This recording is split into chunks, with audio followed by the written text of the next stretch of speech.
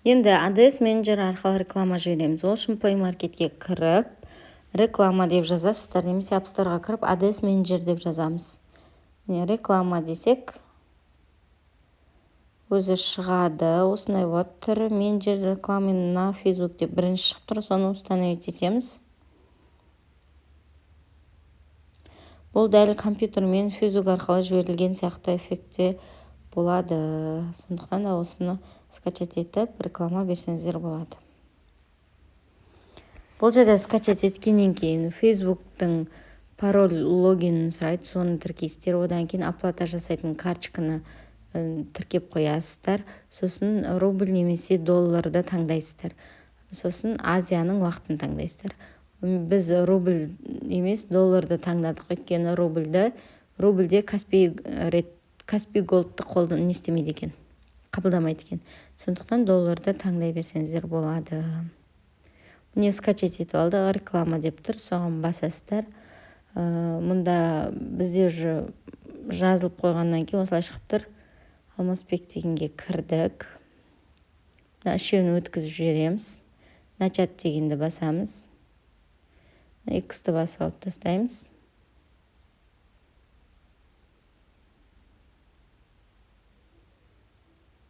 Енді қараңыздар. Алмасбек Ералыұлы деп тұр.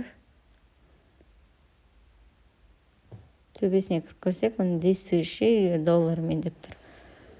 Осылай действующий деп тұру керек. Создать рекламу дегенді басамыз. Мына жерде үшеу тұр, создать рекламу. Осын басамыз да. Төбесіндегі анализ жасау дегенді ауыстырамыз. Сосын мұнда үшінші тұрған трафик сайта дегенді таңдаймыз. Одно изображение дегенді таңдаймыз. Үстемізде өзіміздің дайындап қойған баннеріміз бар еді ғой. Ана фотопленка дегеннің ішінде. Сол фотопленканың ішінен баннерімізді алып қоямыз. Біз мысал үшін мұна бір баннерді қоямыз. Осыны қоямыз. Бұл посттың арасынан шығатын реклама болады. Сосын мына жерде заголовок деп тұр, ОБТ Академия деп тұр. Соны өзгертуге болады. Ол қатты маңызды емес, бірақ основной текст деген ол рекламаның астынан шығып тұратын болғандықтан ол жерге толық мәлімет жазып қойсаңыздар болады. Рекламаларыңызды ары қарай оффер жазуға болады. Мысалы үшін, менің осы курсыма қатысып жеңілдік ал, немесе жаңағыдай неше түрлі офферлер жаздық қой, сол оффердегі тексті осы жерге жазасыздар. Бұл жаңағы фотоның астынан көрініп тұрады. Оффер жазамыз. Сосын мына жерге сайтқа, WhatsApp, немесе Instagram, кез келген сайтты жаза беруге болады. Instagramның несін көшірмесін скопировать етіп жанындағы.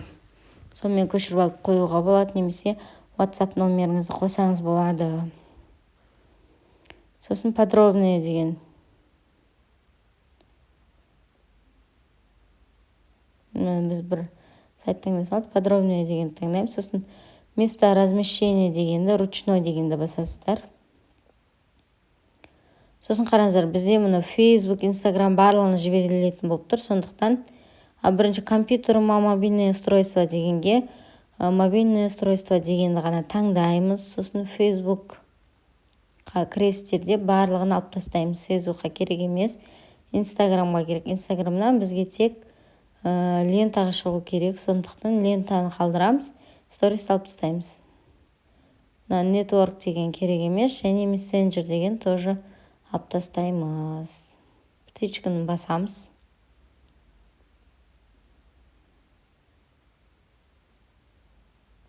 Келесі этап ол. Міне бәрін жазып алдық. Енді келесі этап ол аудиторияны таңдау. Аудиторияны дұрыс таңдау өте маңызды. Жасын барлығын дұрыс қоюымыз керек.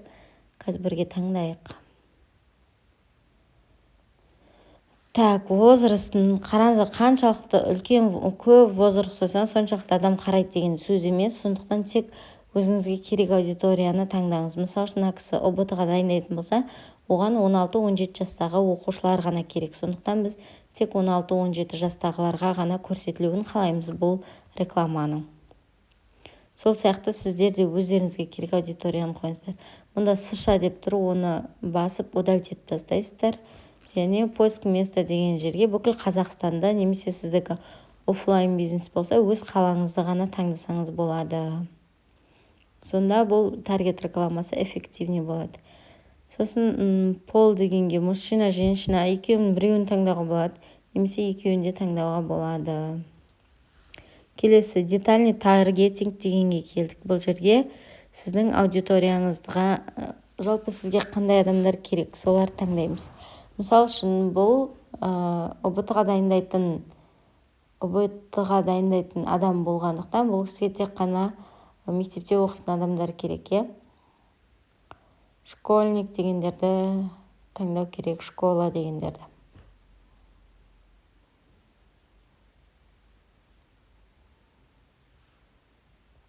Қазір міне образование дегенге кіреміз. Уровень образования дегенге кіреміз. Мұнда школьник деп тұр, сол школьникті басамыз. Осындай детальный таргетинг аудиториясын таңдаған кезде 3-4 нені таңдаған дұрыс. Одан көп қопшыбырат таңдап жүрмеңіздер.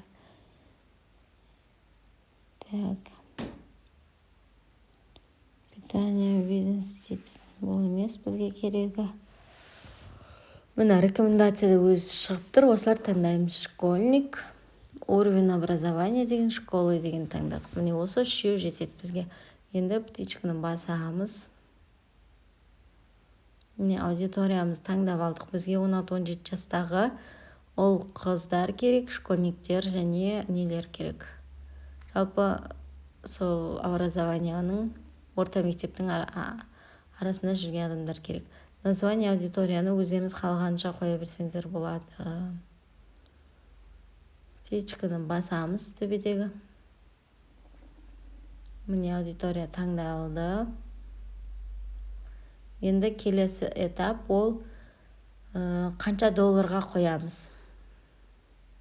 $10 қойсақ болады, немесе одан да төмен, ең басында 3-5 доллардан бастаған дұрыс. Мен $3 қойғым келіп тұр.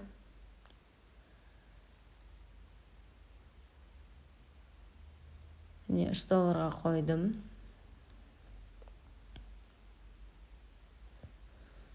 Вес срок действия дегенді басып, күнін азайтамыз. Мұнда астында 7 күн деп тұрған.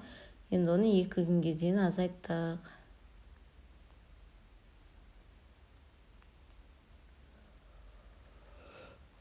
Карталарыңызды жазып қойсаңыздар, оны жаз деп шықпайды. Жазбаған болсаңыздар, карточкаларыңызды жазу керексіздер. Олар сіздерден $1 алып көреді, сосын қайтып береді, тексереді. Разместить заказ дегенді басамыз, одан кейін олар осы Facebook сіздің рекламаңызды тексереді. Міне қараңыздар, текст, оффер осында жазамыз деген жер тұр ғой, сол жерде офферіміз көрініп тұрады.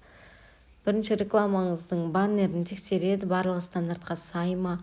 Одан кейін барып, 1-2 сағаттан кейін сіздің рекламаңыз жүре бастайды.